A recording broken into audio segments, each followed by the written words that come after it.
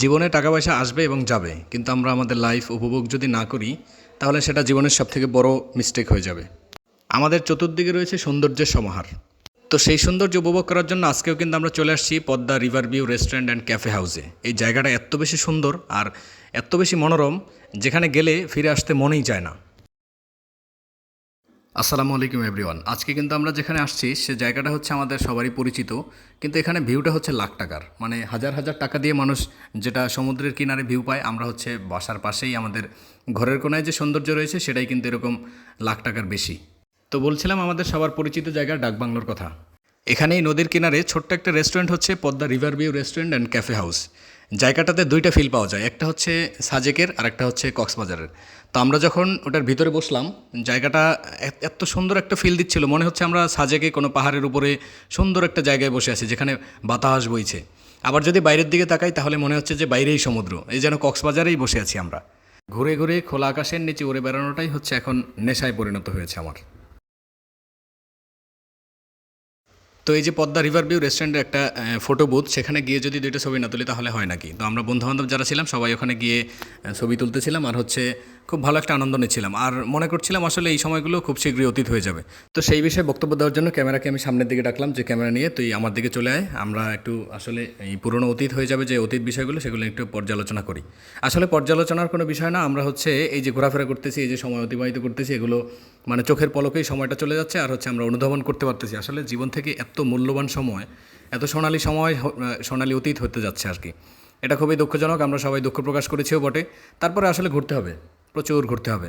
ট্রাভেলের অন্তর্গত হচ্ছে খাওয়া দাওয়া, এটা তো সবসময় থাকেই। তো আমরা আসলে এখানে আসার পরে অনেকক্ষণ ঘোরাফেরা করলাম, ছবি তুললাম, তারপরে চিন্তা করলাম যে কিছু তো খাওয়া দরকার। তো আমরা চলো মেনুটা একটু চেক দিই। মেনু চেক দিচ্ছিলাম, মেনুতে তো হরেক রকমের খাবার রয়েছে, কিন্তু আমরা এত খাবার এখন এই মুহূর্তে কিছুই খেতে পারবো না। আমরা হচ্ছে মুখরোচক যে খাবার আছে সেগুলোর দু একটা অর্ডার করব, সেটা খাবো আর কি। তো আমরা দেখতেছিলাম আসলে কি খাওয়া যায়। তো সবার চয়েস মোতাবেক সবশেষে আমরা সিদ্ধান্ত নিলাম যে আসলে চিকেন ফ্রাই খাবো। আসলে চিকেন ফ্রাইয়ের 4 পিস হচ্ছে 250 টাকা। তো আমাদের ওখানে লোক ছিলাম 6 জন, তো সেজন্য আমাদের 4 পিস না, আরও একটার অর্ধেক নিতে হবে। তো একটা ফুল আর একটা হচ্ছে হাফ অর্ডার করে ফেললাম। খুব শীঘ্রই চলে আসবে, এবং তাদেরকে বললাম মামা একটু তাড়াতাড়ি করো। এর আগে একবার রেস্টুরেন্টে গেছি, সেখানে খাবার ছিল না, তারা আমাদের জানায়নি। তারা সেই খাবার এনে আমাদেরকে সার্ভ করতে অনেক সময় নিয়েছে, আসলে লম্বা একটা সময়। তো আমরা এত সময় আমাদের হাতে নেই, আমরা এত সময় এখানে ইনভেস্ট করতে পারবো না, তার জন্য তাড়াতাড়ি দিতে বললাম। তো খাবারের অর্ডারটা দিয়ে যে যার মতো ছবি তুলতেছিলাম, আমি হচ্ছে একটু ভিডিও করতেছিলাম। আসলে জায়গাটা এত সুন্দর, এটা যদি আমি ক্যাপচার করে না রাখি তাহলে এই স্মৃতিটুকুই আসলে মিস্টেক হয়ে যাবে। এই যে দেখো এত সুন্দর একটা জায়গা, আসলে এত পরিমাণে বাতাস বইছিল ওখানে, মনে হচ্ছিল না যে আজকে সারাদিন ওখান থেকে নড়ে বসি কোথাও অথবা কোথাও যাই।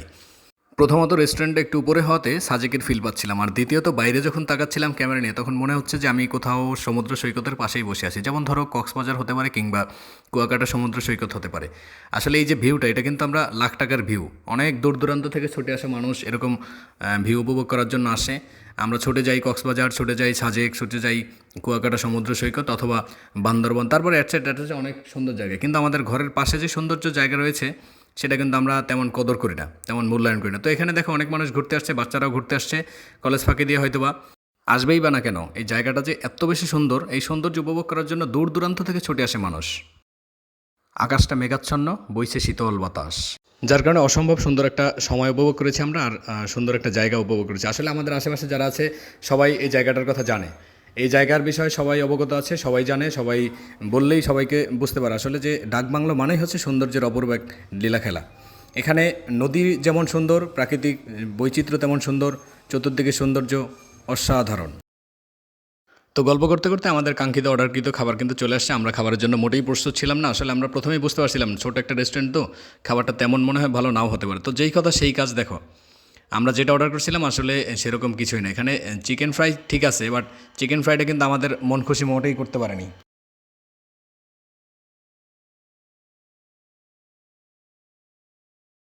খাবারটা তেমন ভালো না থাকায় অথবা পছন্দনীয় না হওয়ার কারণে আমি ডিসলাইক দিতে বাধ্য হয়েছি। আমি অবশ্য বরাবরই কোনো খাবারের রিভিউ দেওয়ার বেলায় ব্যাড রিভিউ দেই না, কিন্তু আজকে মোটেই না দিয়ে পারলাম না। আসলে খাবারটা আমাদের কাঙ্ক্ষিত হয়নি, আমরা যেটা চেয়েছি সেটা কিন্তু তারা সার্ভ করতে পারেনি, সেটা দিতে পারেনি। আমরা আমরা খুবই হতাশ হয়েছিলাম তখন, আর সবাই বলাবলি করতেছিলাম। আর দু একটা ফ্রেন্ড আগেই বলছিল যে এখানে এরকম খাবার অর্ডার করিও না, এটা হচ্ছে চটপটিয়া ফুচকা হাউসের মতোই। তো এখানে রেস্টুরেন্ট নামে মাত্র, এখানের খাবারটা কিন্তু তেমন ভালো হবে না। তো ওর কথাই আসলে কাজে লাগছে। আমাদের হ্যাঁ এখানে খুব বাজে একটা অভিজ্ঞতা হলো আজকে, যদিও পরিবেশটা বেশ সুন্দর ছিল, উপভোগের মতোই ছিল, বাট আমাদের আজকের যে অভিজ্ঞতা সেটা খুবই বাজে। পরিবেশের জন্য আসলে আমরা সেটা মানে ফরগিভ করে দিয়েছি।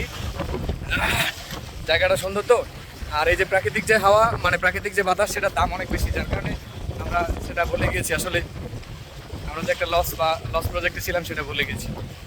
ওকে, থাকছে আজকে এই পর্যন্তই, দেখা হচ্ছে অন্য কোথাও।